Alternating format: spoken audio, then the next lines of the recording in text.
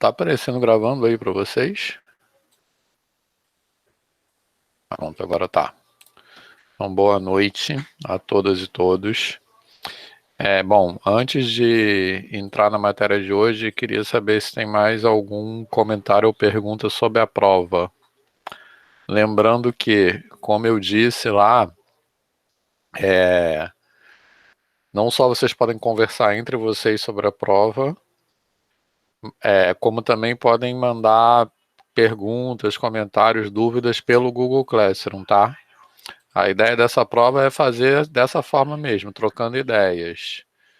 Beleza? Sendo que a gente espera que mesmo trocando ideias, vocês escrevam respostas pessoais, né? Assim, vocês devem ter notado que o tipo de pergunta que é feito na prova, ela é um pouco nesse sentido, né? Ela muito frequentemente ela tem demonstrações também, mas elas pedem, a prova pede posicionamentos, né? Então, não só permitido como desejável que haja essa troca de ideias, mas que cada um escreva a sua resposta.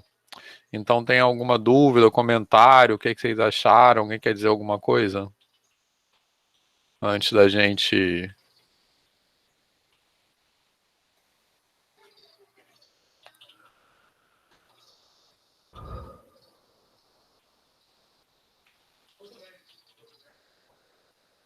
Beleza?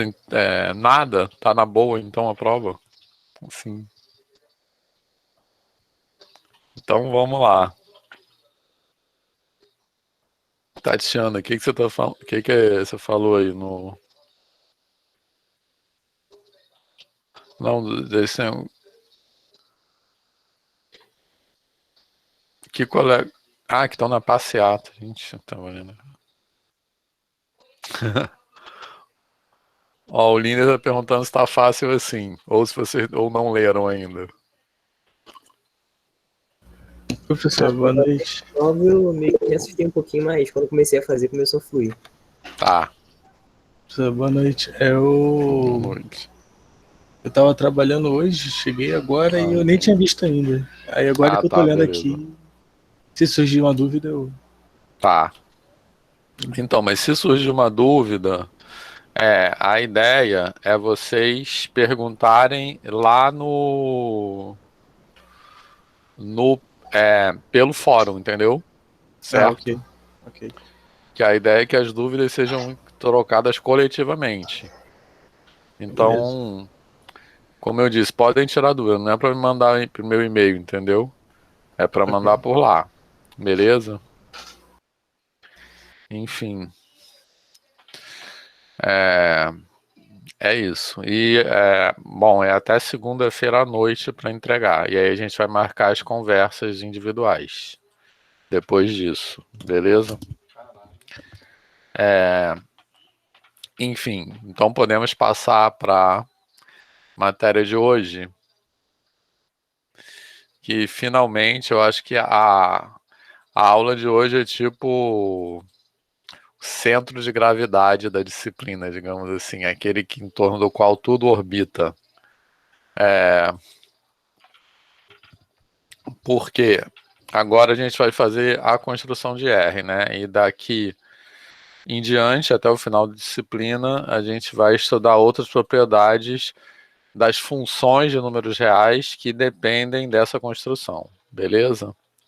Certo? Dependem de entender o que é um número real e de entender o que é a construção formal do conjunto dos números reais, certo? Então, como eu comecei a falar no final da aula passada, a gente tem aí a reta real.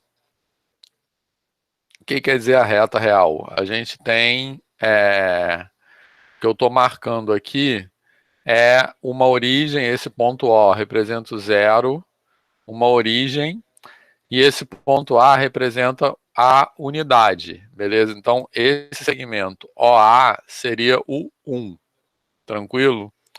Então, como a gente já falou várias vezes, quando a gente está falando de medida, né, então a gente vai entender, assim, conceitualmente, que um número real, ele é o objeto matemático que serve, digamos assim, para representar medidas. Tranquilo? E... Beleza? E o que é? E para ter uma medida, a gente precisa ter uma unidade. Certo? Tranquilo? Então, a reta real eu vou entender como o lugar onde eu vou representar todas as medidas possíveis. Ou seja, essa reta aí, na parte positiva, obviamente, né, eu vou pensar nela como lugar onde eu posso marcar as medidas de todos os segmentos possíveis. Beleza? Alguma dúvida? Tranquilo? Certo? Então, como a gente já falou várias vezes, para falar de medida, a gente precisa ter uma unidade. Então, o primeiro passo para a gente ter a reta real como um lugar onde eu represento todas as medidas possíveis é fixar uma unidade. Tranquilo? Certo?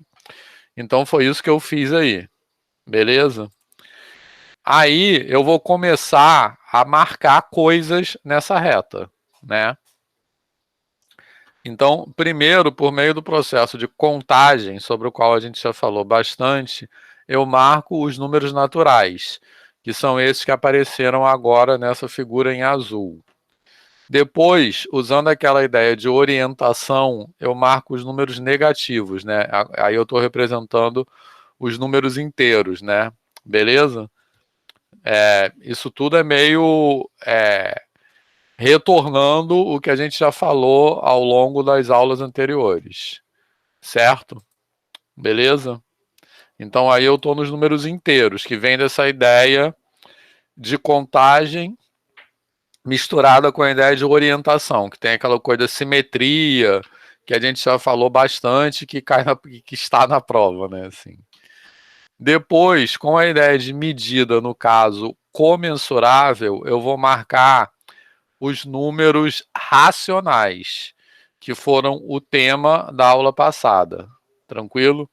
Como a gente já falou também, né, aquela situação de medida, quando a gente tem segmentos comensuráveis, que tem uma subunidade comum, nos leva aos números racionais. Tá beleza? Certo? Então apareceram aí nessa reta, no caso, os números com denominador 2, tá? Então eu tenho ali 1 meio, 3 meios, 5 meios, né? E obviamente os inteiros que já estavam marcados e os negativos, né? Menos meio, menos 3 meios. Beleza? Que estão esses pontos azuis mais escurinhos um pouco. Tá tranquilo? Certo? E aí, nesse ponto, então, que eu estou fazendo aqui, né? Eu estou tomando esse objeto geométrico reta, né, como um objeto, como eu disse, no qual a gente vai marcar todas as medidas possíveis e também os seus simétricos, que vão ser os negativos, tá? E aí, então, eu estou caminhando nessa direção. Aí, nesse ponto, a gente chega naquela discussão que foi o final da aula passada, certo?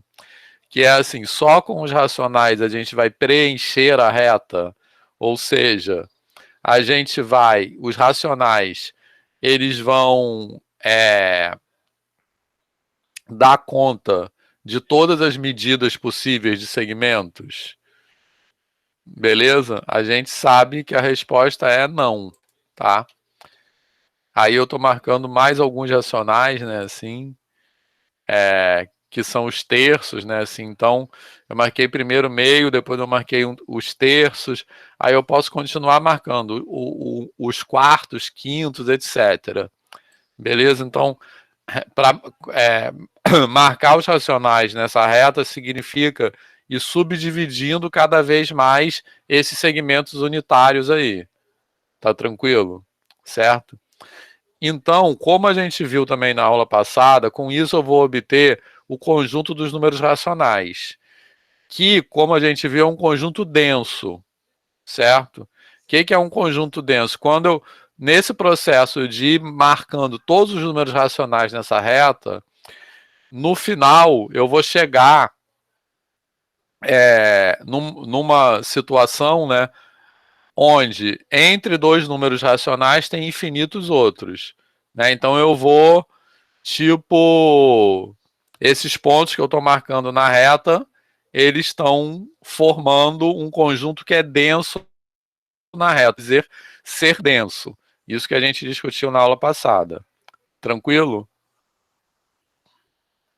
Beleza, agora a pergunta é, será que esses números racionais completam a reta? O que quer dizer completam a reta? Se eles não vai sobrar nenhum buraco na reta, que é a palavra que o Linder vai reclamar, mas o que quer dizer isso? Quer dizer, quando eu falo que eles completam a reta, quer dizer que eles marcam todas as medidas possíveis de qualquer segmento. Isso que é completar a reta. E a gente sabe que a resposta para essa pergunta é o quê? Eles marcam só os racionais marcam todas as medidas possíveis da reta? A gente sabe que não, né? Alguma dúvida nisso? Certo? Então, qual é um exemplo? Tá, e depois o Linder, daqui a 15 minutos ele reclama. Mas olha só. Aí qual é um exemplo que a gente já viu aqui de uma medida que não pode ser representada por um número racional, e que também essa questão também está na prova. É a diagonal do quadrado. Então reparem que ali eu desenhei um quadrado de lado 1, porque o lado desse quadrado está sobre o segmento OA, que eu estou assumindo como unidade. Tranquilo? E aí eu desenhei ali a diagonal do quadrado. Agora, se eu estou dizendo que essa reta é um lugar que eu idealizei para ser capaz de marcar todas as medidas possíveis de segmentos, então eu tenho existe um ponto nessa reta que corresponde à medida dessa diagonal, que foi o que eu fiz ali com essa construção geométrica, tá? Beleza? Alguma dúvida? Então, aí a pergunta é, aquele ponto roxinho que apareceu ali agora, que corresponde à medida da diagonal desse quadrado, ele vai ser atingido por algum número racional nesse processo de ir marcando todos os números racionais? A gente sabe que não, certo? Por que não? Porque a gente já demonstrou anteriormente que não pode existir nenhum número racional que represente a medida dessa diagonal, tendo o lado como unidade. Beleza? A gente fez essa demonstração, inclusive, de mais de um jeito, né? Certo? Lembra que a gente fez lá como a demonstração como os gregos faziam, depois fez de duas maneiras, que eu até perguntei qual dessas maneiras vocês acham que é mais possível de fazer na educação básica, né? Uma é pela fração irredutível e outra pela decomposição em fatores primos. Enfim, então a gente sabe que aquele ponto roxinho que está marcado ali, ele não será atingido por nenhum número racional, tá? Então, pelo menos aquele ponto, a gente sabe que se a gente continuar esse processo de ir marcando todos os números racionais, embora esse processo nos leve a um conjunto que é denso, naquele sentido que eu falei, ainda existirão pontos que não serão atingidos, certo? Então, quando eu digo que esses pontos, para a gente, nesse momento, são buracos, significa dizer que eles não estão no conjunto dos racionais. Tá legal? Então, quer dizer que nessa reta há algo além. Quer dizer, se eu estou pensando na reta como lugar onde eu vou marcar todas as medidas, há algo além dos números racionais. Certo? Beleza? Tá? E qual é o processo que a gente vai chegar, que a gente vai fazer até agora? Até agora não, que a gente vai fazer a partir de agora. A gente vai querer formalizar esse algo além dos racionais. Tá? Porque qual é, nesse processo de construções sucessivas dos conjuntos numéricos, o que eu estou fazendo? Eu construí primeiro N, né, com axioma de Peano, depois E, depois Q, e agora eu quero passar para R. Então, em cada etapa dessa, eu tenho como universo um determinado conjunto numérico e eu quero construir formalmente o próximo. Então, quando eu estava agora na construção de Q, que foi na aula passada, o meu universo era Z. Então, não existiam formalmente os números racionais. Eu queria dar existência formal aos números racionais. Para isso, eu usei aquele processo de classe de equivalência. Tá? Então, agora eu estou nesse passo no qual eu acabei de construir Q. Então, nesse momento, o meu universo é Q. Certo? Então, o que existe como número formalmente construído é Q. Só que com esse exemplo eu constato que tem uma medida da qual os números racionais não dão conta. Tranquilo? Certo? Então, isso me diz que eu tenho que inventar um novo tipo de número, que no final da história é aquilo que eu vou chamar de irracional. Né? E tudo isso eu vou chamar de real. Beleza? Isso aí, tá claro? Isso acho que é o mais importante de entender para, tipo assim, para entender o que vem a partir de agora. Tá na boa isso aí? Certo? Então, qual é o processo de construir formal, de construção formal? Eu vou mostrar para vocês uma forma de, de definir novos objetos que correspondam a essas medidas que não são contempladas. A objetos que possam ser associados com essas medidas. Tá beleza? Certo? Então, isso que é construir o conjunto dos números reais. Tá? Tranquilo? Algum comentário? Tá na boa isso? Tem alguém viajando? Tá, hoje é meio viagem mesmo, tá? Mas que seja uma viagem legal, não uma viagem penosa, certo? Bem, aí o que acontece? Bom, uma reflexão que nesse momento é importante, e importante inclusive para o ensino de números reais, que também é uma questão que está na prova, né? É a gente pensar o quanto isso é contraintuitivo, tá beleza? Porque, né, então quem tá achando isso estranho é porque tá certo, tá? Não é pra... que é estranho, é muito louco isso. Então a questão dos números reais é que eles são muito... a existência deles é muito contraintuitiva, em vários sentidos, né? Então, como a gente já falou há algum tempo atrás, quando a gente discutiu grandezas comensuráveis e incomensuráveis, certo? Lembra que eu perguntei para vocês o que é mais intuitivo? Que existam grandezas incomensuráveis ou que não existam, assim, certo? E intuitivamente, né, a gente pode ter uma impressão de que quando eu quero medir alguma coisa com uma determinada unidade, eu posso subdividir aquela unidade numa subunidade minúscula e eu vou conseguir medir com aquela subunidade. A diagonal do quadrado nos mostra que isso não é possível. Tranquilo? Então, essa impossibilidade é equivalente, né, a dizer, né, nesse nosso processo de construção, que, apesar do conjunto dos números racionais serem densos, ele não completa a reta. Certo? É tipo a mesma coisa, digamos assim. Só que a partir de visões diferentes. Isso que eu acabei de falar ficou claro? Certo? Então isso não está na prova, mas tem grande chance de estar na próxima, tá? Porque isso é muito importante.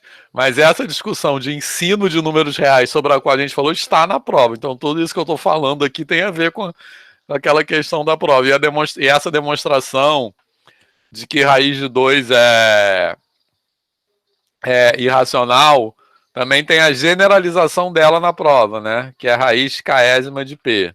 Beleza? Certo? Enfim, mas isso aí que eu falei até agora, tá na boa? Certo? Beleza? Tá, isso é muito importante, tá?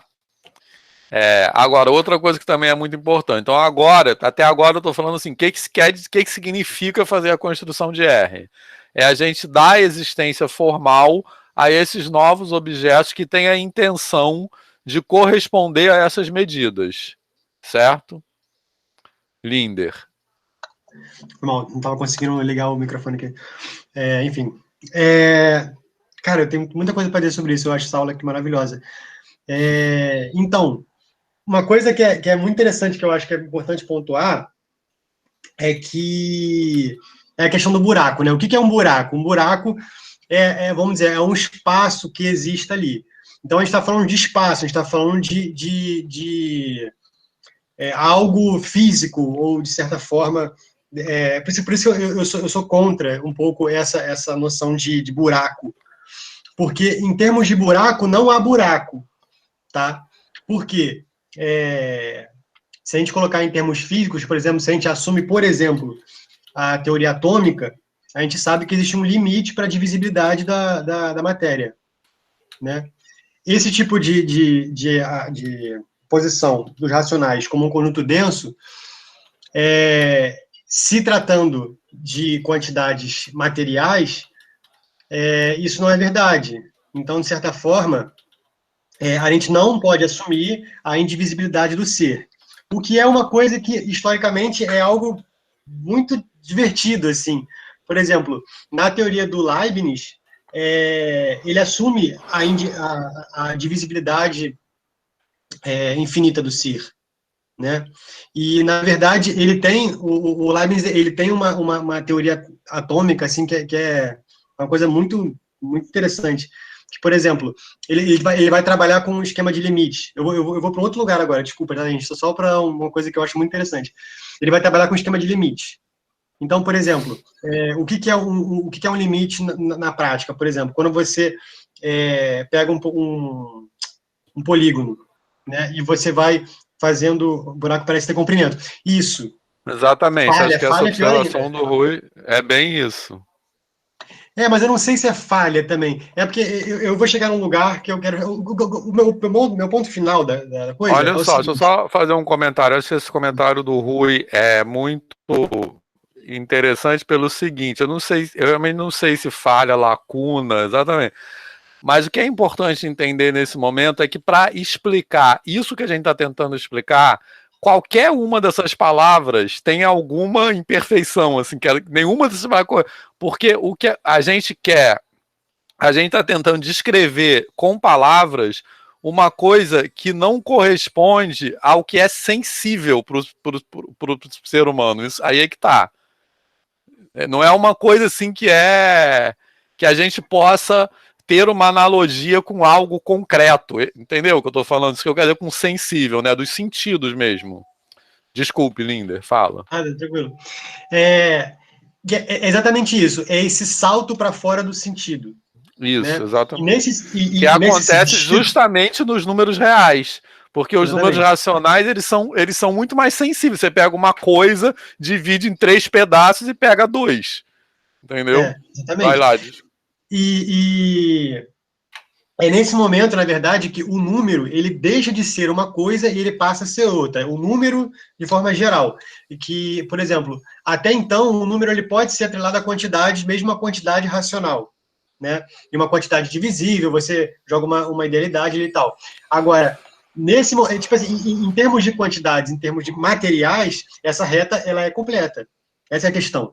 Né? Agora, quando isso vai surgir de uma outra forma. E aí, só voltando para o Leibniz, e aí, talvez não tenha tanto a ver, mas é uma parada muito interessante, que é o seguinte, imagina um polígono. Né? Um polígono, você vai aumentando o número de lados dele. Quando você estende esse número de lados infinitamente, você estabelece um limite, né? Então, essa extensão de lados no limite, ela vai virar o quê? Ela vai virar uma circunferência, certo? Até aí, beleza. Quando você estende um polígono infinitamente, ele vira uma circunferência. Uma circunferência não é um polígono. Não é um polígono, certo? Só que você, a partir de um procedimento de limite, você vai extrair propriedade da circunferência, tratando ela como se ela fosse um polígono. Peraí, certo? cortou, Linda. A partir de um processo de quê? A partir de um processo de limite, Ah, você sim. vai, Uhum. você vai obter propriedade da circunferência como se ela fosse um polígono. Mas ela não é um polígono, né? Peraí, rapidinho. Então, Quem que é conjunto D que vocês estão falando aqui? João e O Leandro. Gerard, ele é porque na França se aprende o conjunto D, que é o conjunto dos decimais. Ah, E aí o tá. Gerard viu Em vários países. Sim, em vários países eles tem isso. aprendem, inclusive se você for na Wikipédia francês, tem lá o conjunto D, que é o conjunto dos racionais com as potências de 10. Desculpa, Linda. Isso. Tá, Mas eu fala estava aí. prestando atenção, e eu falei sobre isso que o Linda está falando numa aula, sobre Tá. o quanto a circunferência é exatamente o limite dos lados. Tipo Uhum. assim, né? E a pergunta que eles fizeram foi essa mesmo. Então quer dizer que a circunferência é um polígono? E eu fiquei tipo, caraca, muito bom. Então continua. mas aí o que o Leibniz vai colocar é o seguinte: você, fazendo o processo de limite, você vai tratar aquilo que você quer tratar como exatamente aquilo que ele não é. Aqui a gente não está falando de definir algo por a negação. Ah, algo não é isso. Na verdade, você vai fingir que algo é exatamente aquilo que ele não é. Certo? Tranquilo? Ou seja, você vai extrair propriedade da circunferência, tratando ela como se ela fosse um polígono, que é exatamente o que ela não é. Né? E aí, olha que loucura. Bom, a teoria atômica, ela assume que você divide o ser e chega uma hora que ele chega num ponto de limite da divisibilidade, mas não um limite matemático, é um limite material. Certo? Se o ser ele é infinitamente divisível, você consegue manter essa divisão infinitamente. Só que a matéria ela é limitada pelo não ser. Olha que maluquice. Né? O ser é limitado pelo não ser. Então, o ser, a divisibilidade estabelece uma série infinita, só que essa série ela é limitada, então essa série ela tem um limite, certo? E esse limite é o que ele vai chamar de mônada, que é meio que um átomo metafísico, e é o que vai realmente definir o ser. Ou seja, o ser é definido exatamente pelo que ele não é, a partir de um processo de limite. Né? Enfim, por que eu estou falando isso? Porque aqui a gente tem que tomar muito cuidado com essa questão do buraco e da existência. Né? Uhum. Quando a gente está falando que existe algo nessa reta que não está na reta racional, esse existir ele tem Vou sair aqui só um minuto, vai continuar. Tá. Esse existir ele tem um sentido ideal de reta. Ele não está tratando de uma reta que você pega e estende e você fala, não, mas tem buraco na reta. Não tem. Não tem buraco nessa reta. Sacou? Existe, dependendo do entendimento, não tem buracos. Para que esses buracos existam, essa reta ela tem que ser idealizada de uma maneira distinta do que é feito até então. Porque, para mim, é muito difícil você conciliar a questão da completude com a questão da densidade. Você distinguir as duas coisas. Eu acho que essa é a parte mais difícil. Você fala, tá, então a reta é densa, beleza, mas ela é completa? Não, como assim? Né? Então, tem que entender que para esse procedimento rolar, existe ali uma idealidade. Né? Quando você fala que a diagonal da reta não é racional, a diagonal do quadrado não é racional, você não está falando de um quadrado que existe materialmente. Porque qualquer quadrado que exista materialmente, você vai conseguir medir a diagonal como um número racional. Entendeu? O número racional ele vai surgir de um procedimento, quer dizer, a raiz de 2, ela vai surgir de um procedimento ultra-racional. Por isso que irracional, para mim, é um termo terrível. Para mim, tem que ser ultra-racional, porque, na verdade, é extremamente racional o fato de surgir o número irracional. Porque você deixa de tratar números como coisas que existem e passa a tratar números como coisas para além da existência. Entende? Então, números racionais são praticamente números metafísicos. Enfim, já falei muito, agora o Vitor não está aqui. Alguém tem algum comentário sobre isso? Ah, o Vitor voltou. O que é ultra-irracionais? Oi? Fala o quê? Ultra-irracionais, o que significa ultra-racionais? Não, ultra-racionais. Ultra-racionais. Porque eles não estão fora da racionalidade. Na verdade, eles estão eles são mais elementos da própria racionalidade que o próprio número racional. Entende? O Não, número eu também racional. Porque o número irracional, a raiz de 2, por exemplo, ela Aham. só deixa de ser um número racional. É porque esse racional aí ele está falando no sentido de estabelecer uma medida. Isso, de razão, né? De Isso, comparação. de razão, de comparação. Mas quando a gente fala racional e irracional, parece que a gente está falando de um número que está fora da racionalidade. Na verdade, o número irracional, ele só existe dentro de um processo racional, ou seja, num processo de racionalidade, num processo, como é que eu posso dizer? Num processo intelectual, porque dentro do processo físico você não encontra ele. Uhum. Né? Enfim. O número irracional, você está falando agora. Isso, por isso que eu tô falando que o número irracional, na verdade, na minha cabeça, Mas é porque ele está misturando dois sentidos da palavra, que é razão Exato. de razão, porque a palavra racional vem de razão, tipo fração, entendeu? Mas ele está falando de razão de raciocínio. É isso que eu tava confusa. Ele tava usando para duas coisas diferentes. Desculpa. Mas não falando do número ou do jeito. Ai, linda, Não, foi mal. vou te matar. Não, justamente ele quer dizer isso, que os números irracionais, diferentes dos racionais, eles não têm essa questão do sensível, né, da concretude sensível. Então eles são objetos da razão mesmo, no sentido da abstração. É porque muitas vezes esse termo irracional ele é tomado nessa outra acepção, que é do número que não é pensável, sei lá. É um número, no sentido dele ser um número caótico, ele é um número irracional, ele foge. Na verdade, não, ele é totalmente dentro dessa parada. Tá? Vou botar aqui. Por que chamamos de reais? Eu não sei, sabe de onde vem esse número real, essa palavra real? Até onde eu sei, real, eles realmente se contrapõem ao número que não é real. Né? Então a gente está falando dessa passagem, a gente está falando de um momento em que existe uma passagem que o número existe no mundo, e a gente está começando a falar de números que não existem no mundo. E a gente está falando dos irracionais, a gente está falando dos negativos, a gente vai falar dos complexos. Né? Esses números são tidos como números não reais. Então, de certa forma, em dado momento, os números reais comportam ali os números racionais positivos. Né? E a partir do século XIX,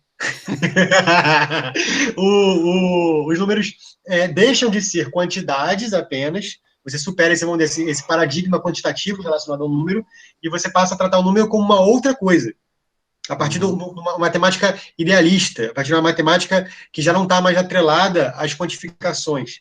Né? E aí vai admitir, dentro dessa matemática, números de outra natureza, de certa forma. Então, números reais, é até engraçado esse termo, né? Porque, de certa forma, eles se opõem ao que não é real, mas eles comportam números que não são reais. Então, e aí, né? Pois é, estava até pensando aqui, viajando na sua viagem, parece até que os nomes estão trocados, né?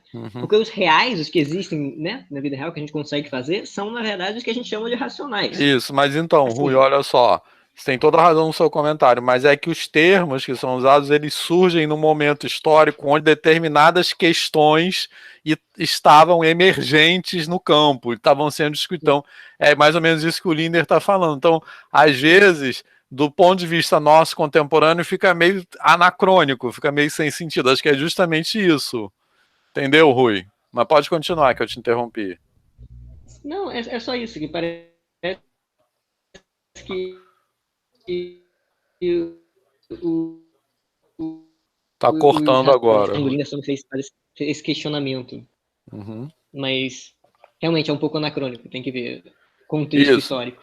Mas exatamente, porque aquela palavra ela surge num contexto histórico diferente do nosso, onde outras questões estavam em discussão. Uma coisa sobre os termos em matemática são coisas que às vezes não tem uma razão de ser.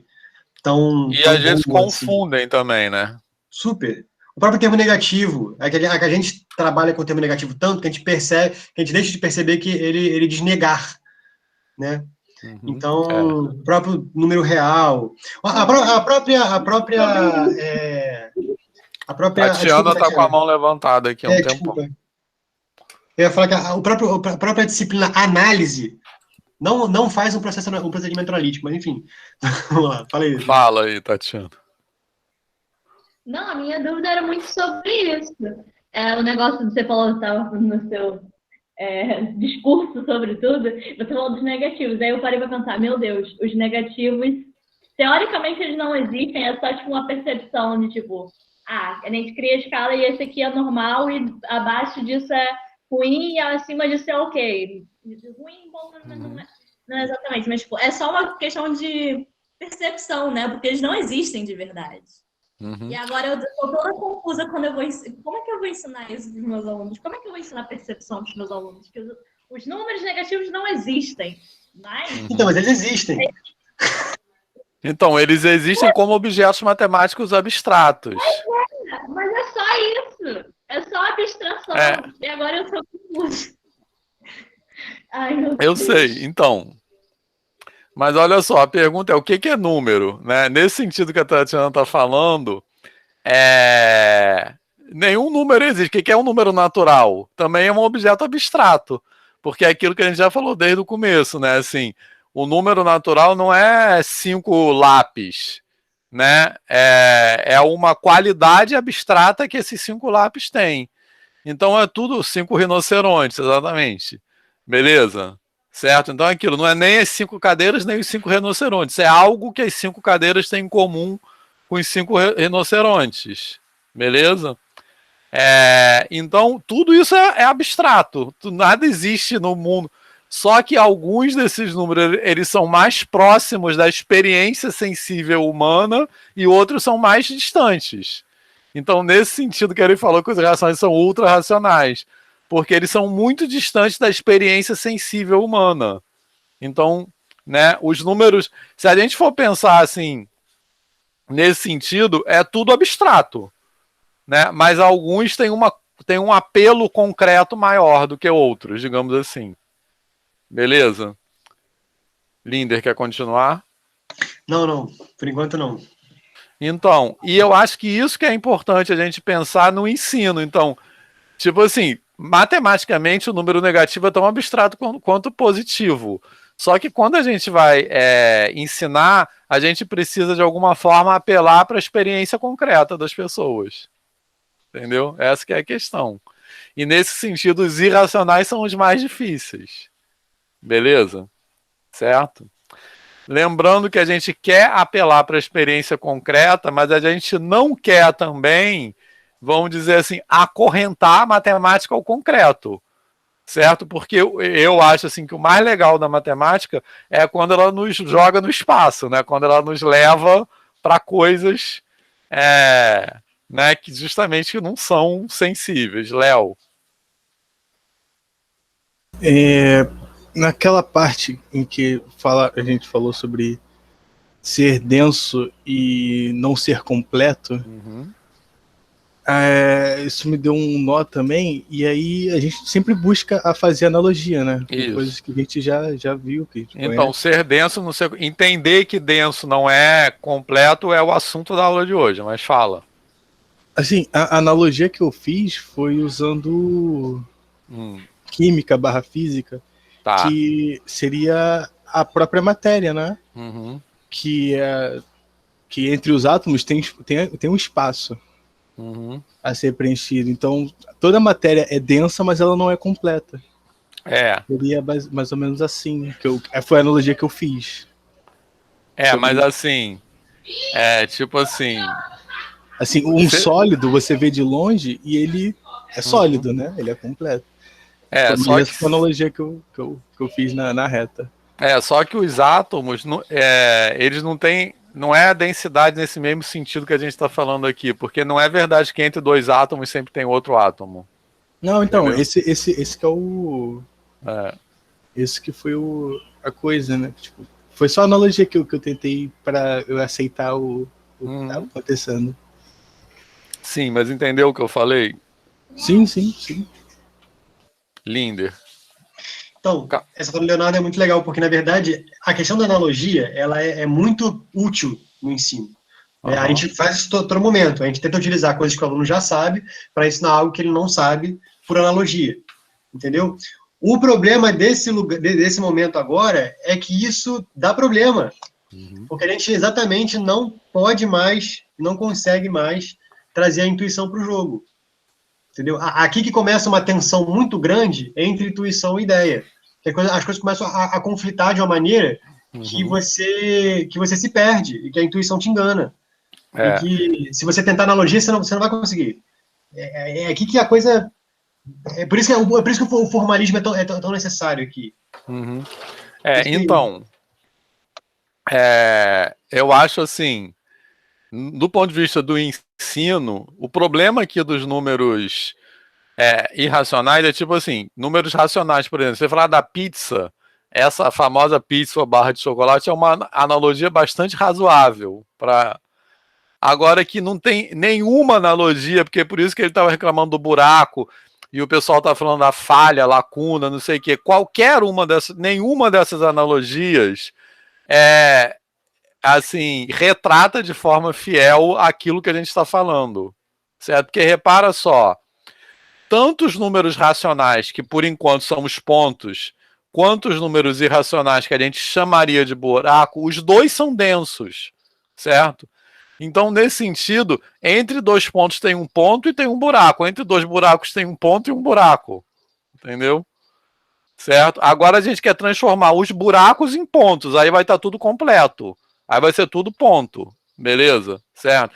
Mas quando a gente fala a palavra buraco, parece que é tipo um buraco na rua, entendeu? Que você consegue localizar ele, que tem uma fronteira em volta. Não é assim.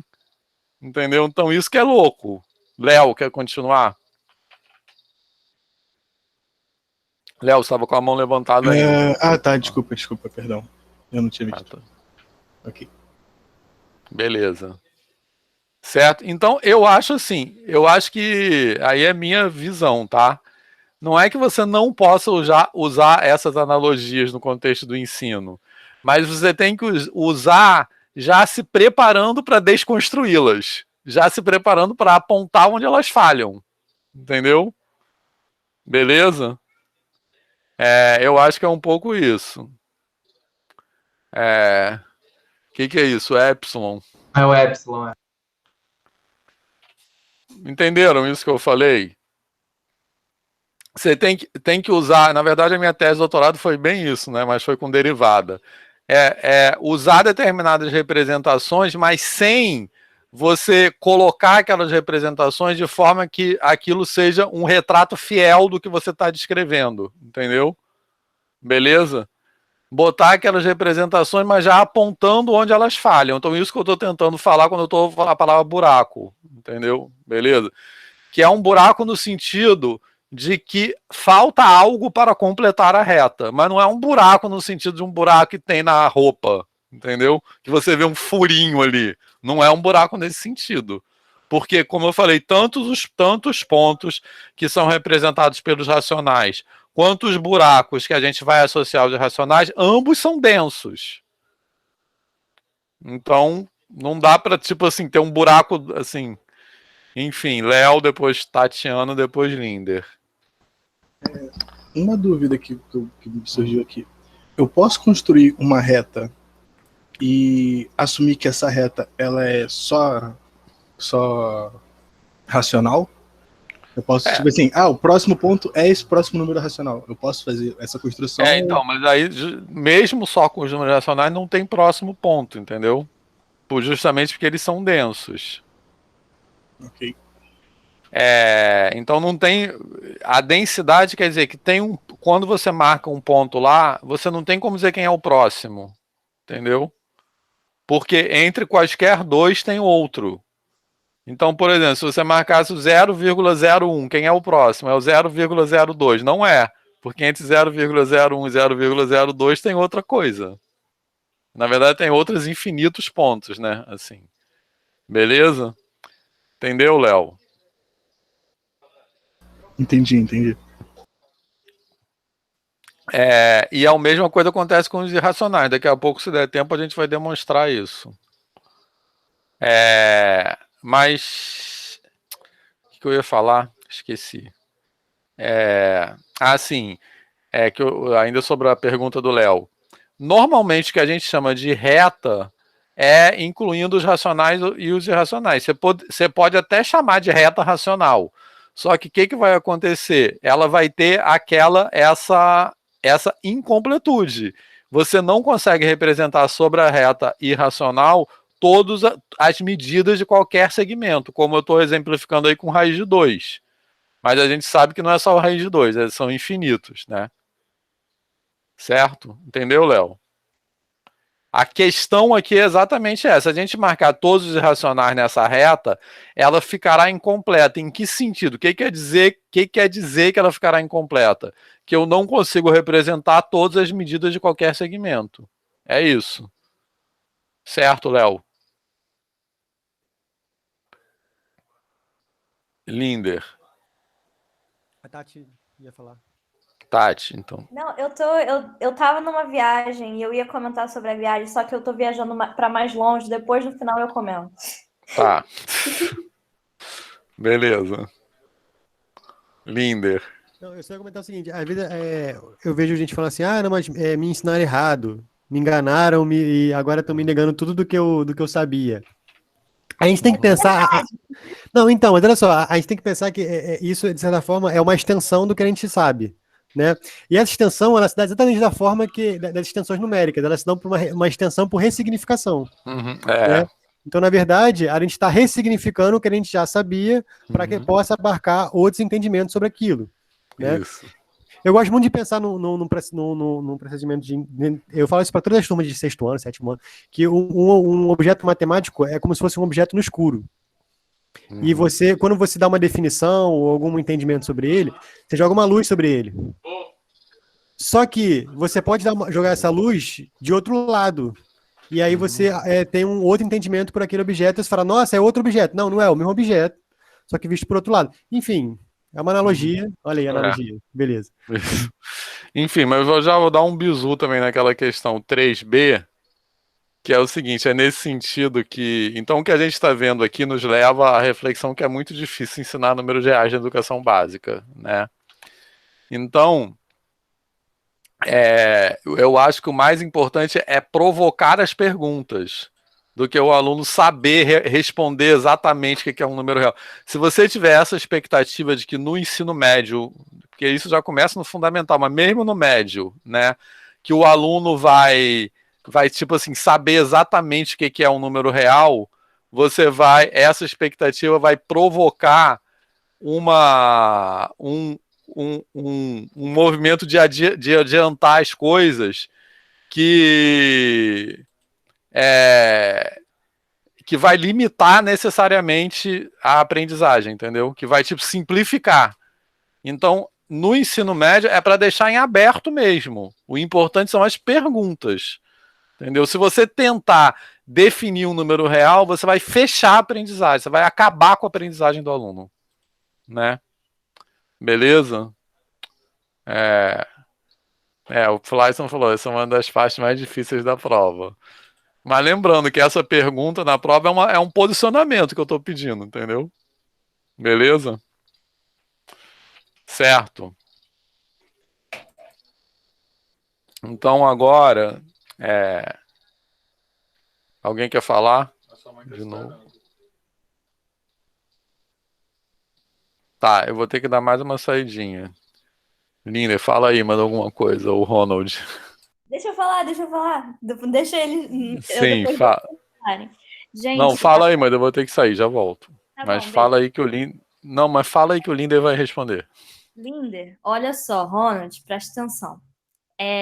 Eu quero saber quão louco é esse pensamento.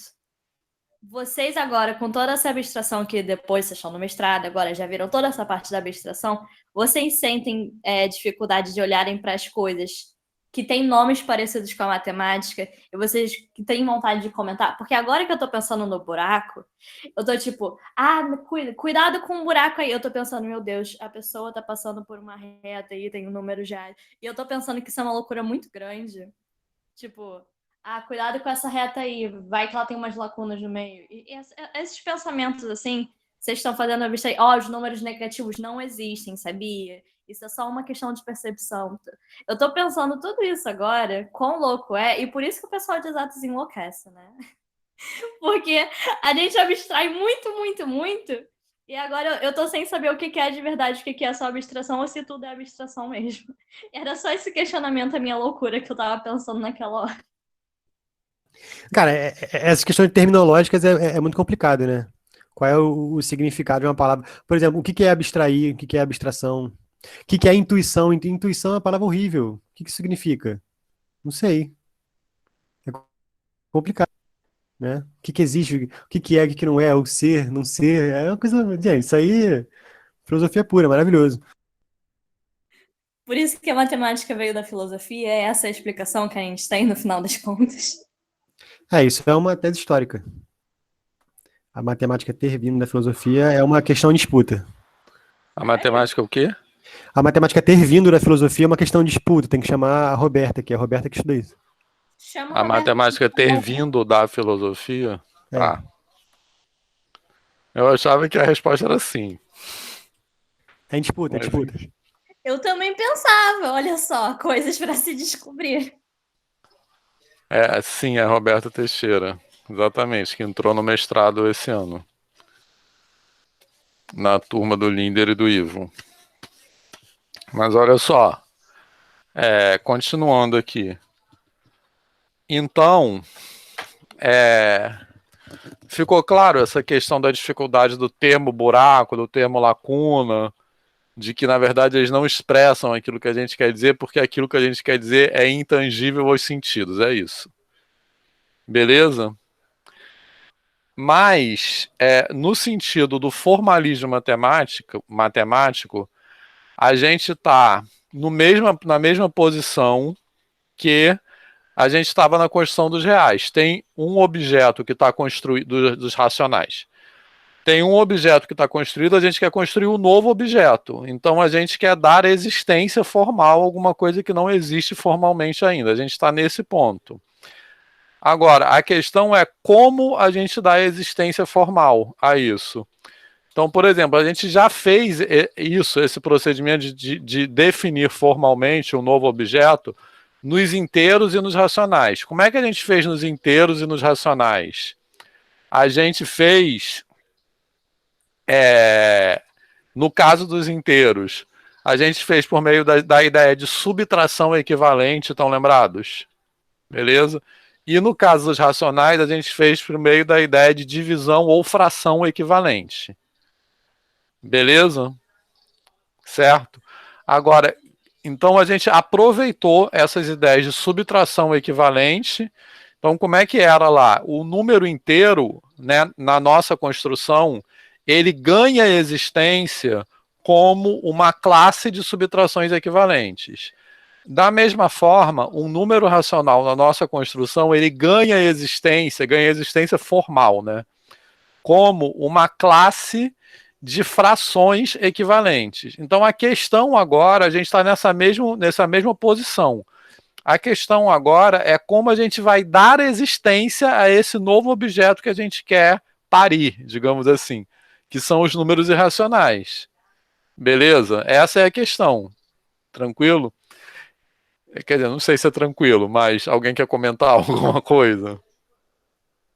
Certo? Se situaram nisso que eu falei, Flyson? Eu fiquei a aula passada inteira pensando qual que seria a classe de equivalência que a gente ia usar para chegar nos reais. Então, essa construção... Pode falar. É isso que eu fiquei pensando a aula toda. Essa construção, por acaso, que eu vou mostrar para vocês em seguida, não é por classe de equivalência, tá? Mas existem outras construções por reais, que era que o Ronald queria fazer, que são por classe de equivalência, que eu vou falar sobre ela, porque existe mais de uma construção possível. Tranquilo? Mais de uma construção equivalente. Mas, enfim... Mas agora a questão é como... Então esse comentário do Flyson é exatamente bem pertinente, porque a questão é como eu vou dar existência formal a esse novo objeto, tá?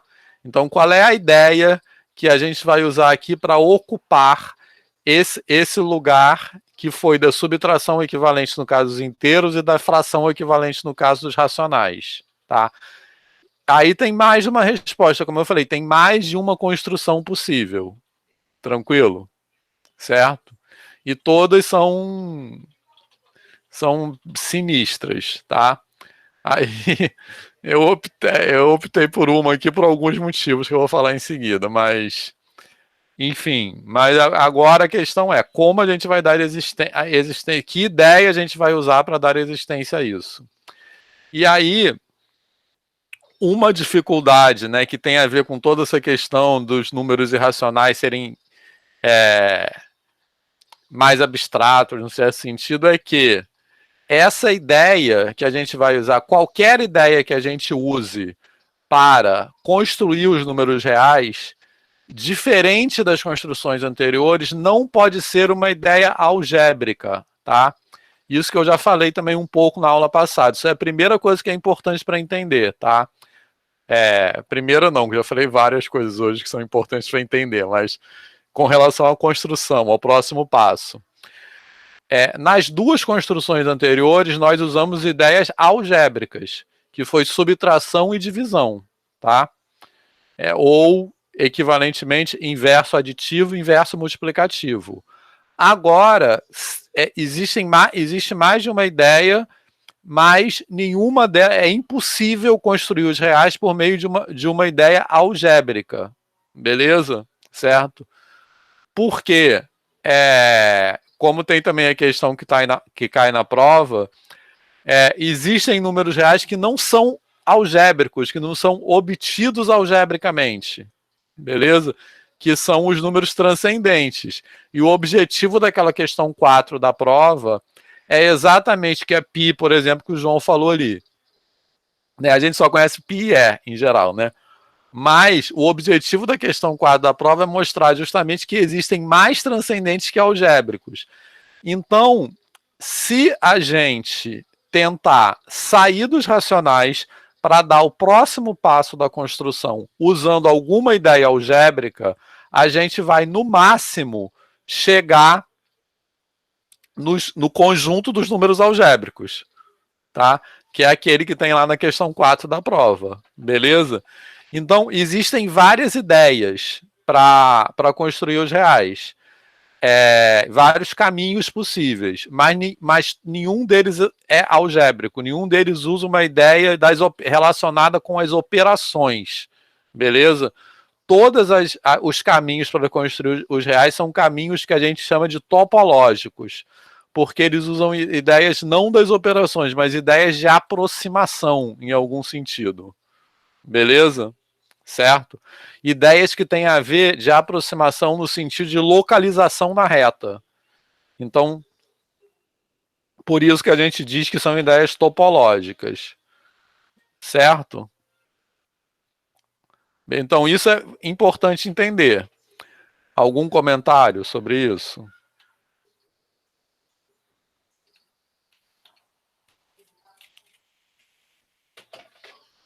Beleza?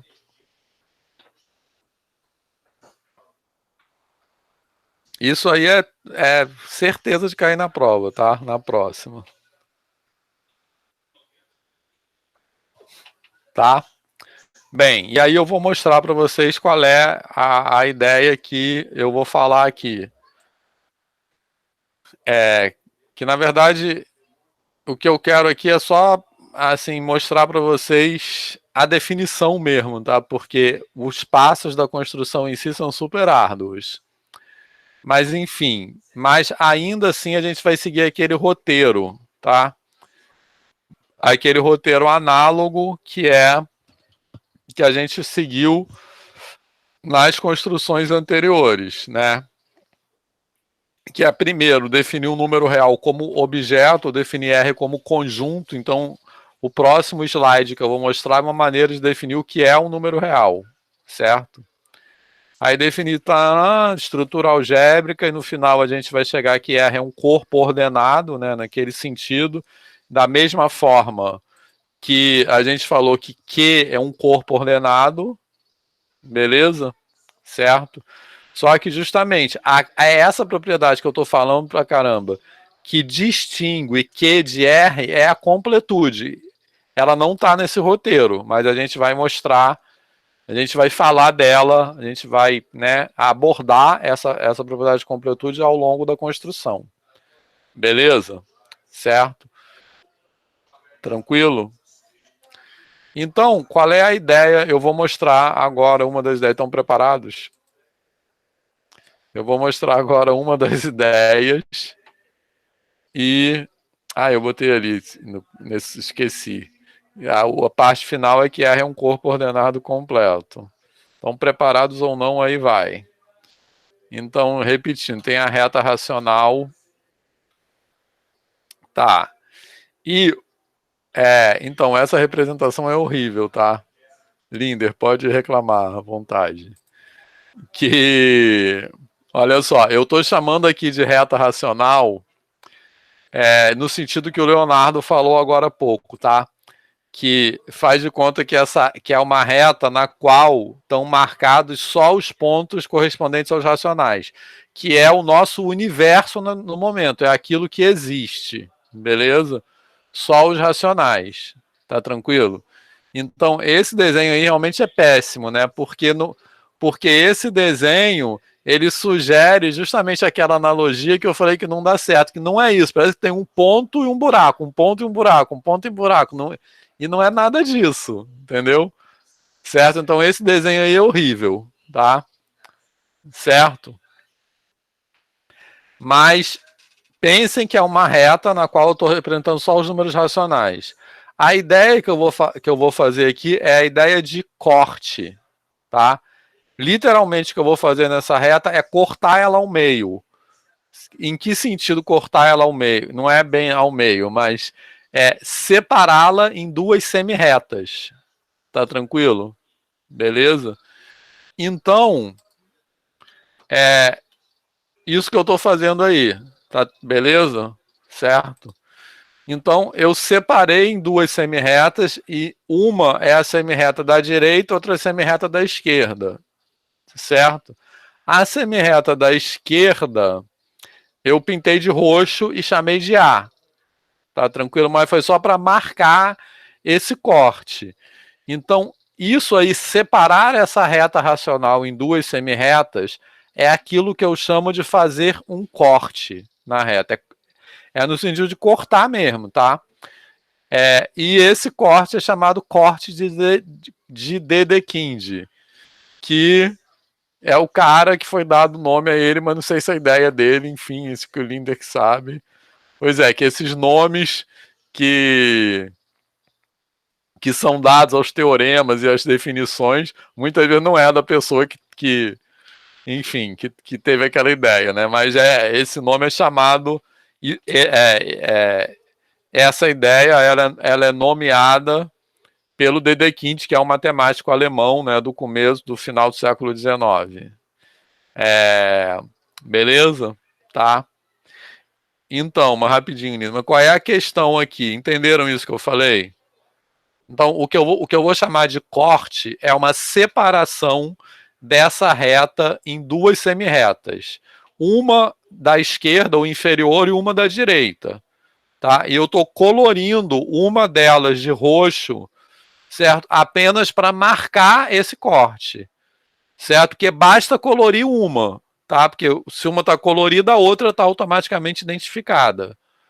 Certo? Eu poderia ter colorido a da direita, mas eu optei em colorir a da esquerda, porque eu sou de esquerda. Quer dizer, mentira, não é por isso não. Quer dizer, isso é verdade, mas não é por outros motivos. Porque, em geral, é feito assim mesmo, marcando a reta da esquerda, mas é porque isso tem uma vantagem operacional ao longo da construção. Mas o que é importante entender aqui é que tanto faz, para identificar o corte, basta eu identificar uma das semi-retas. Porque aí a outra vai estar automaticamente, que é o complementar, né? Então a outra vai estar automaticamente identificada. Beleza? Então, a pergunta chave nessa construção a pergunta que vai dar existência formal aos números irracionais é: quais são as formas de fazer esse corte? Linder. Não, eu só ia comentar que essa coisa de não ser o nome dele e tal, isso não significa necessariamente que ele roubou do outro cara. Que a gente não é isso. Ele roubou. Mas, sobretudo, Um outro cara que teve uma ideia muito semelhante a isso, há pouco tempo antes. Eu acho que o importante é entender, talvez, que essa ideia dos cortes é produto de uma época específica, né? Às vezes, talvez a gente tenha ideia, talvez a gente se coloque uma ideia de que essa ideia podia ter surgido 10 séculos antes. Duvido, não teria como, porque isso realmente é produto de um acúmulo e, enfim, não vamos me estender não, porque isso aqui é importante, vamos lá. Mas eu acho que é importante assim, que tipo assim, não é que ele roubou, mas é que raramente as ideias matemáticas são de uma pessoa só, né? E essa coisa de dar um nome, isso que é importante, porque isso que essa visão centrada nas pessoas é uma visão que para o ensino é muito ruim, porque é uma visão que afasta as pessoas porque ela produz aquela ideia da genialidade, que eu sempre critico. E é uma ideia que a gente tem que desconstruir, se a gente quer que as pessoas se aproximem na escola da matemática, enfim. Então essas ideias, nunca foi o Dedekind, um dia, vão inventar o código Dedekind. Isso aí é toda na época, uma coisa que estava em discussão na comunidade matemática, várias pessoas contribuíram e tal, mas recebeu o nome dele. Tem um termo, desculpa aí, vou rapidinho, só. Tem um termo que eu odeio em história, que é fulano estava à frente do seu tempo. Também acho. Isso é uma coisa que não existe. É assim, na verdade, ele estava muito dentro do tempo dele, essa que é a parada. Isso, justamente. Ivo. Não só, na verdade, tô chegando atrasado, mas pegando de orelha aí. Mas eu acho assim, não só são ideias matemáticas que são assim, não. Acho que isso é tudo, até abordagem na sala de aula. Às vezes a gente pega uma abordagem de um colega, assim, adapta, ressignifica exatamente, ela. E às vezes fala assim, é minha abordagem. É sua, tudo bem, você adaptou, mas não foi só a sua, né? Você se inspirou em outros colegas. E é assim mesmo, a gente... O próprio Newton fala sobre isso, é verdade, Vinícius. Tem uma frase. O Newton fala, eu me apoiei nos ombros gigantes, isso. Isso, eu acho que é exatamente isso. É pra tudo na vida, na verdade, não é só pra conteúdo matemático, não. É pra vida mesmo. E já teve gente assim que eu dou sempre essa aula de análise no PEMAT, né? E aí no PEMAT tem pessoas que dão aula no ensino superior, que estão fazendo a disciplina, e falam, posso roubar o PowerPoint? Pô, não tem a nossa, assim, não tem esse negócio assim, essa coisa de você querer privatizar uma ideia, assim, isso é muito louco. Enfim, mas voltando ao que eu estava falando, não sabia. Voltando ao que eu estava falando, é o seguinte, a pergunta para entender essa construção é essa: quais são as formas de fazer esse corte? Entendendo o que é um corte, é separar a reta na qual estão só os números racionais marcados, separá-la em duas semirretas. Então, quais são as formas de fazer isso? E a resposta para essa pergunta que vai nos levar aos números irracionais. Porque qual é a resposta para essa pergunta? Existem basicamente duas formas de fazer esse corte, certo? Esses cortes. Uma forma é quando a gente corta exatamente sobre um ponto. Lembrando que quando eu estou falando sobre um ponto, beleza? Quando eu falo ponto, eu quero dizer um número racional, que para nós, nesse momento, só existem os números racionais. Tá tranquilo? Então, uma forma de fazer um corte é, por exemplo, pegar o número racional meio e falar os números que são menores ou iguais a meio e os números que são maiores do que meio, por exemplo. Tranquilo? Certo? Então, isso é uma forma de fazer um corte. É pegar um número racional como referência, os que estão à esquerda e os que estão à direita. Beleza? Certo? Mas existe outra forma de fazer um corte. Isso não é a única forma possível, que é cortar num buraco, justamente. Beleza? Então, vou colocar aqui um exemplo. Então, olha só. Os cortes na forma Z de R, né? Eu estou usando essa letra Z aqui, não tem nada a ver com números inteiros, não, tá? É que eu estou aproveitando a anotação que tem no livro do Cássio, né? Porque o livro do Cássio faz essa construção por CordeDD15, né, um livro que está lá na nossa plataforma. Aí eu só para quem quiser estudar por lá, eu estou usando a mesma notação, tá? Mas essa letra Z não tem importância nenhuma, tranquilo?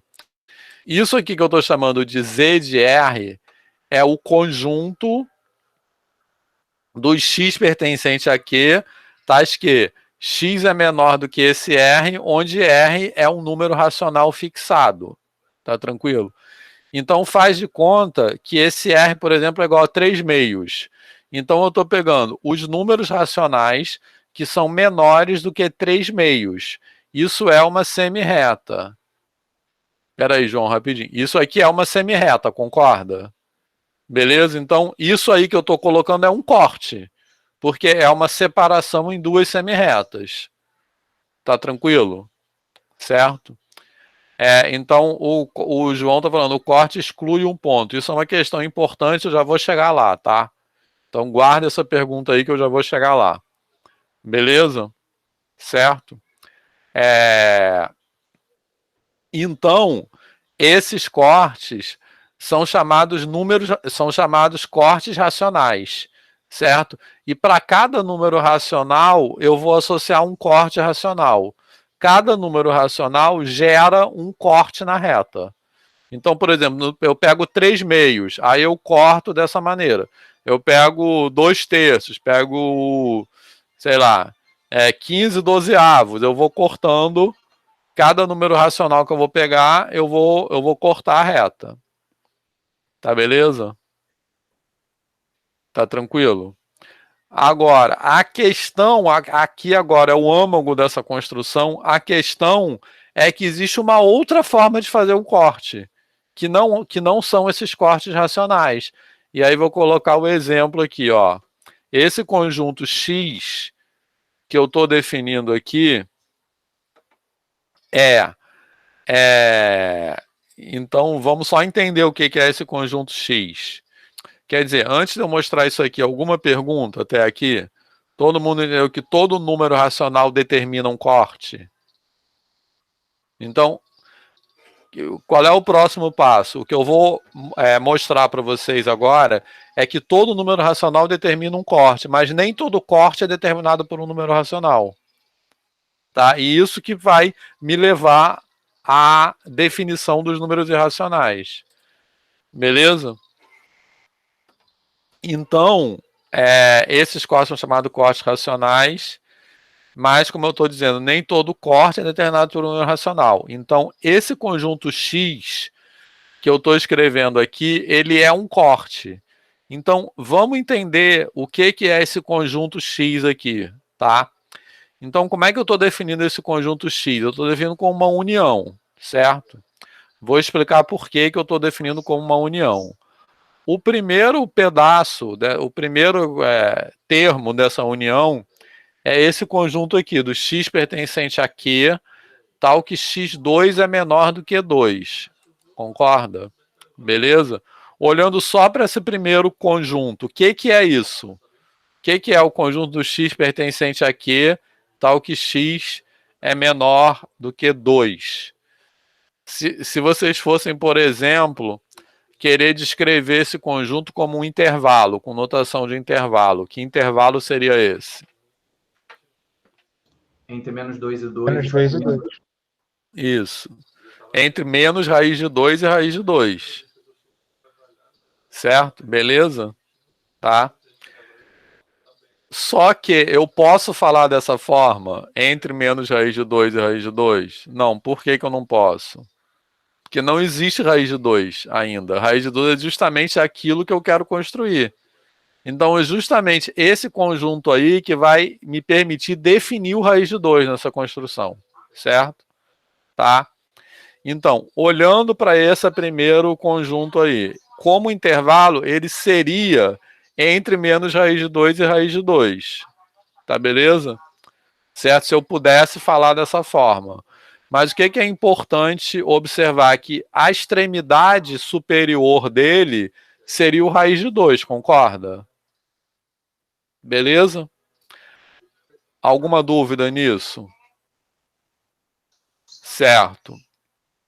Agora, por que eu botei esse outro conjunto aqui, do x menor do que 0?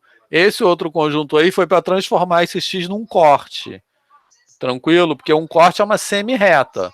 Se eu pegasse só a primeira parte, seria entre menos raiz de 2 e raiz de 2, não é uma semi-reta, é um segmento. Então, eu botei tipo esse rabo dele para baixo, né? Porque agora essa união completa, se eu fosse querer descrever isso em termos de intervalo, seria simplesmente de menos infinito a raiz de 2, concorda? Beleza? Tranquilo? Então, na verdade, um corte nada mais é do que isso, certo? Nada mais é do que um intervalo entre menos infinito e A. Beleza? Só que esse A, ele pode ser um número irracional. Então, no caso que é um número irracional, eu não posso escrever ele dessa forma ainda. Certo?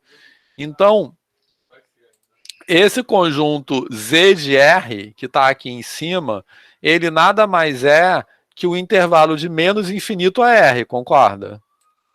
Esse Z de R que está ali em cima. Esse conjunto X nada mais é que o intervalo de menos infinito a raiz de 2. Só que no caso do Z de R eu já posso escrever dessa forma, certo?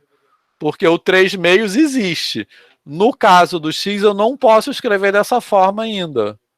Tranquilo? Porque o raiz de 2 não existe. Tá certo? Tá? Ivo. Tá, a gente consegue fazer isso por raiz de 2. É uma dúvida minha mesmo, não sei isso. E se fosse π? Π não tem como escrever assim, né? Numa forma... Não tem como escrever assim. Mas a primeira... Ficou difícil agora, porque eu não tenho uma forma algébrica para escrever o π. Não, até não uma questão da prova, né? A primeira vez que o Vitor me mostrou isso, essa foi a primeira pergunta. Eu falava, mas e π? Aí você só admite que tem, não? Exatamente isso. Você só admite que tem. O que é importante? O mais importante nesse slide é essa frase aqui. Nem todo corte é determinado por um número racional. Certo? E os cortes... E tem cortes que na verdade, serão, no final da construção, serão os números transcendentes, que eu não consigo escrever nem dessa forma aí. Mas o que é importante aqui é que eu vou considerar o conjunto de todos os cortes possíveis.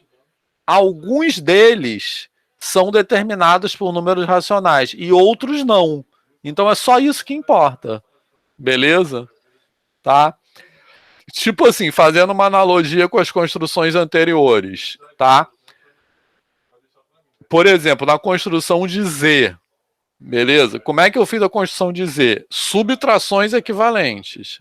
Tranquilo? Nessa construção, o que vai ser o conjunto Z? O conjunto Z, ele vai ser o conjunto formado por todas as classes de subtrações equivalentes possíveis. Algumas dessas subtrações vão ser associadas com os naturais. Por exemplo, 5 menos 3, né, é uma classe de subtrações, representa uma classe de subtrações que é associada com o número 2 que já existe. Certo? Beleza? Mas 9 menos 5, aliás, 5 menos 9 é uma subtração que não está associada com algo que já existe. Então é justamente essa subtração que vai definir o novo objeto. Tá? Esse momento que eu estou é exatamente análogo a isso. Certo? Eu defino os cortes, né? Aí eu defino o que é um corte, que eu não defini ainda, né? Ainda tem a questão de como... Enfim. Eu defino um corte, certo? Que eu vou escrever a definição em seguida. E aí eu constato que alguns desses cortes são associados aos objetos já existentes, que são os números racionais. E alguns não. Então esse alguns não, que é o pulo do gato na construção, porque que são eles que vão definir os novos objetos. Beleza? Tipo, igual na construção de Z. A chave dessa construção é justamente sempre o algum não. Alguns não. Então, igual na construção de Z.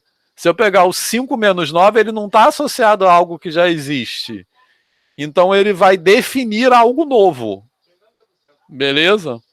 Certo? Então, nessa construção, o que eu vou chamar de R é o conjunto de todos os cortes. Tá? Alguns deles eu consigo associar aos números racionais que já existem. Outros não. Então, esse outros não eu vou definir como números irracionais. A viagem é essa. Mas ajuda a entender essa viagem fazendo essa analogia com as construções anteriores. Porque as construções anteriores são mais palpáveis, né? Certo? Então, o esquema é sempre esse. Eu vou definir alguma coisa abstratamente e essa coisa abstrata tem alguns objetos que eu vou associar com aquilo que já existe e alguns que vão definir algo novo. Foi assim na construção de Z, na construção de Q e aqui também novamente. Linder. Eu ia reiterar isso. Durante todas aquelas extensões, eu sempre falava, essa extensão aqui é uma extensão por ressignificação. E é exatamente isso. Né? Aqui a gente está ressignificando o número para ser novamente uma nova coisa, né? E dessa vez o número é um corte. Eu gostei de um comentário aqui que o João fez, foi dizer, mas então o corte exclui o ponto. É exatamente então, quando o corte... você vai falar sobre isso? Tá. Vou, mas pode falar. Não, porque exatamente, ao excluir especificamente o ponto, é nesse momento que ele define esse ponto. Isso. Então, na verdade, o corte é o número. Né? Exatamente. Então, o número fala. Não, o corte é o número, só que alguns cortes são números que já existem e alguns cortes são números que eu vou inventar agora. Exatamente. Então, assim, o corte é uma espécie de definição do ponto por negação. Você joga para trás ali todo mundo que ele não é e você acaba definindo exatamente aquele ponto, né? E aí com isso você define elementos específicos que vão ser os números. Os números agora são cortes. E aí é aquilo. Os números que você já tinha conseguem ser incluídos com os cortes, os números que você não tinha também passam a ser cortes, e aí você vai embora. Ivo. Só para falar que a Tati disse que não entendeu o que é corte. Eu acho que pode não ter sido só ela. Então acho que é bom talvez voltar assim nesse conceito. Eu não sei como é que vocês estavam discutindo antes, que eu cheguei aqui já no meio, mas talvez valha a pena entender o que significa um corte melhor. Talvez, não sei se foi só o caso dela. Então, Tati, olha só. Eu acho que é muito provável que não seja só o caso dela. Mas olha só. É porque eu não escrevi a definição de corte ainda. Tá? Eu vou escrever o que eu vou escrever em seguida, agora antes do intervalo. Mas olha só. Intuitivamente, a ideia de corte é separar a reta em duas semirretas. É isso. Beleza? Entendeu isso? Isso, exatamente. Tá, todo mundo entendeu essa ideia? Tá? A ideia é separar a reta em duas semirretas. Tá? Uma maneira de dizer isso é dizer que um corte é um intervalo um intervalo de menos infinito a A. Tá? Só que eu não posso falar dessa forma, porque esse A pode não existir. É justamente o caso do conjunto X. Tanto o conjunto Z de R quanto o conjunto X, eles são dessa forma, são de menos infinito a A. Um intervalo de menos infinito a A. Todo corte é isso. Só que no caso do conjunto Z de R, eu posso escrever isso, porque estou dizendo que esse R é um número racional. Então, tipo assim, menos infinito é 3 meios. Ok, eu posso escrever, porque o 3 meios existe. Mas o X, se eu fosse escrever dessa forma, eu teria que escrever de menos infinito a raiz de 2. Só que eu não posso escrever dessa forma, porque não existe ainda raiz de 2. Tá? Então, a ideia é essa, uma separação em duas semirretas. Beleza? Só que agora eu vou projetar para vocês a definição formal de corte. Certo? E é uma definição que, no final das contas, no final da construção, ela vai ser equivalente a isso, de menos infinito a A, só que eu não posso escrever assim ainda. Tá? Isso também é análogo à construção de Z e de Q. Tranquilo? Porque lembra que eu até falei que tem essas memes, não pode falar desse jeito, fala de outro. Tem várias memes que são assim, né? Que é bem isso. Aí lembra lá na Constituição de Z que eu tinha assim, 3 menos 2. Aliás, 3 menos 2 não, vou botar 2 menos 4 é igual a 5 menos 3. Só que eu não posso falar dessa forma, porque não existe subtração. Então, em vez de falar isso, esqueci o que eu falei. Como é que era? 3 menos 5. Tá, enfim. Em vez de escrever A menos B é igual a C menos D, eu escrevo A mais D igual a B mais C. Tá? Porque eu esqueci os números que eu falei, mas enfim. Mas o que importa é isso, beleza? Certo? Então eu tenho que fazer um certo malabarismo formal para expressar uma ideia usando só as ferramentas que eu posso usar. Tá, beleza? Então, a ideia qual é? A ideia é essa, 2 semi-réis, é um intervalo de menos infinito a A. Só que como eu não posso escrever assim, eu tenho que escrever de outra forma, que é o que eu vou projetar agora. Só que aqui, como tudo é mais difícil nessa construção, o malabarismo formal que eu tenho que fazer é muito maior. Tá? Beleza? Então eu vou projetar agora a definição formal de corte. Mas o que é importante entender é isso que eu falei. Isso tá ok? Um corte é uma separação em 2 semi-retas. Tá? Pronto. E aí, a definição, a forma de definir esse conjunto, acho que eu marquei, eu marquei um elemento P ali pertencente ao corte.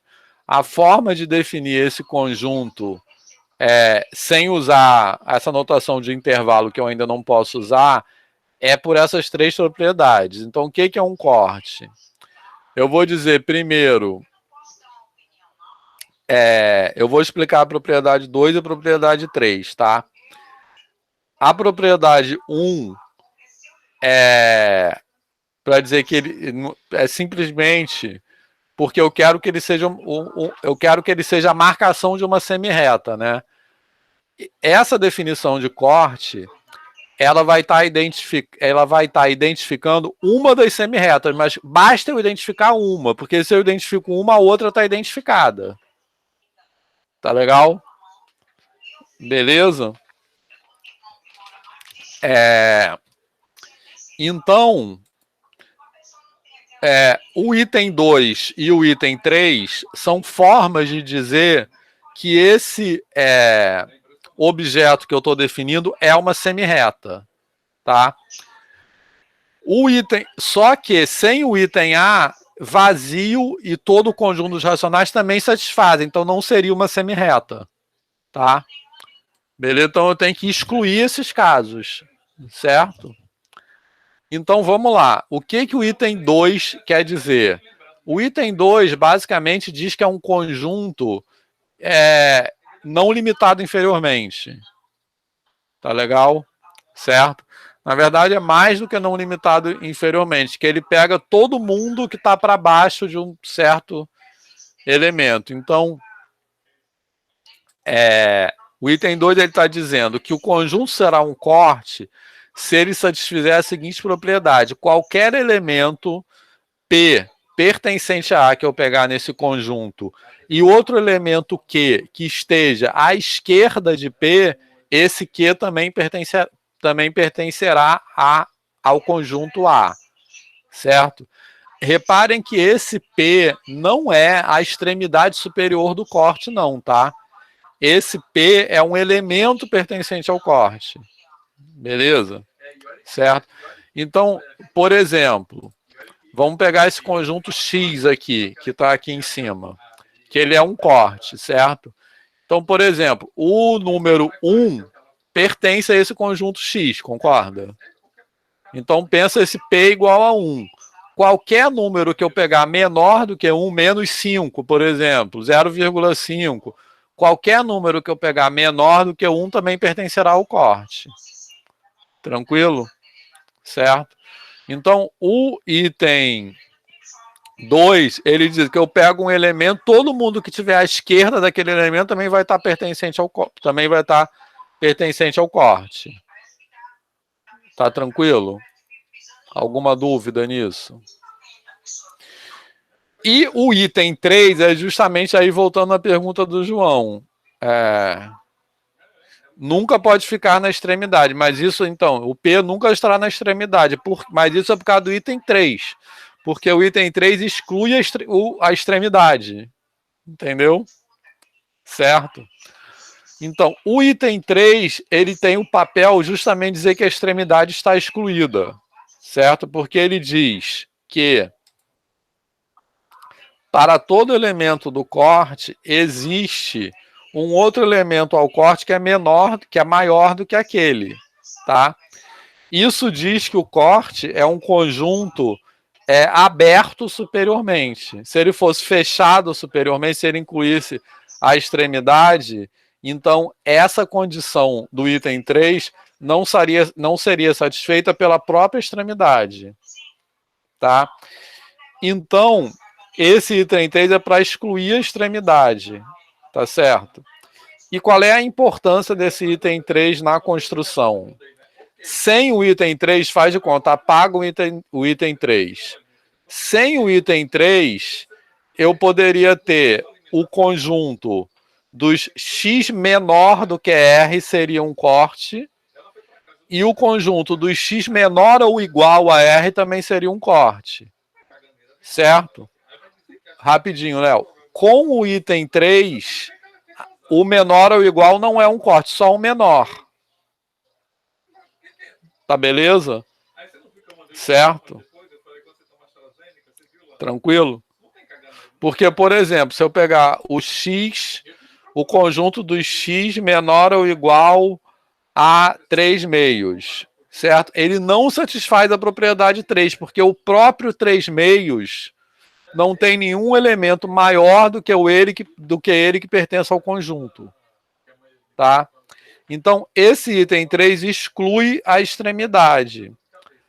Por que eu quero fazer isso? Porque fazendo isso, cada número racional vai estar associado com um único corte. Isso aí é para fazer aquela bijeção, que é aquele isomorfismo, né, aquela cópia isomorfa que a gente faz lá no final. Senão, não daria certo aquilo, porque senão eu teria um número racional associado a 2 cortes. Um com menor e outro com menor ou igual. Léo. Mas professor, o Q também não pertence ao A? Você está falando... Do 3, do item 3, do item 3. Sim, então, o Q pertence ao A. Aí teria um maior do que ele também. Teria um maior do que ele também, mas os racionais são densos. Mas aí teria um limite, no caso? Tem um limite, mas o limite é aberto, é uma bolinha aberta. Entendeu? Ok. Tipo assim, pega... Agora eu peguei. Sempre vai ter um... Sempre vai ter outro. Então, tipo beleza. Assim, justamente, o Q, aí vai ter um outro, sei lá, Q' que é maior do que o Q. Entendeu? Entendi. Mas é justamente isso, entendeu? Então, tipo assim, pega o conjunto dos x menor do que 3 meios. Aí eu pego um P pertencente a esse conjunto, certo? Que é 1 meio, por exemplo, tá? Aí você pega, sei lá, um número maior do que... Então faz de conta, P é igual a 1 meio. Aí você pega um número maior do que 1 meio, então existe um número maior do que 1 meio que ainda está nesse conjunto. Que número é esse? É um número qualquer entre 1 meio e 3 meios. Tá? Então pega, por exemplo, sei lá, 3 quartos. Faz de conta que 3 quartos é o quê? Mas aí ainda vai existir um número maior do que o 3 quartos, que é menor do que o 3 meios, que ainda está no conjunto, entendeu, Léo? Entendi. É que ficou na minha cabeça que ia avançando por algum motivo, depois que eu me lembrei que são os racionais. Exatamente, isso. Beleza. E aí, qual é? Vamos fazer um intervalo agora. Aí a gente vai continuar. Fala. Só agora uma última observação. À vontade. Aquela última frase ali que me deu uma banda. Qual? Porque assim, o A ele é um subconjunto dos racionais. Isso. Só que aí você fala que o conjunto de todos os cortes, e todos os cortes pertencem aos racionais, é denotado por real. Isso, então... Então os reais estariam contidos nos racionais? Não, porque por enquanto um elemento, um corte é um subconjunto dos racionais. Certo, Léo? Até aqui.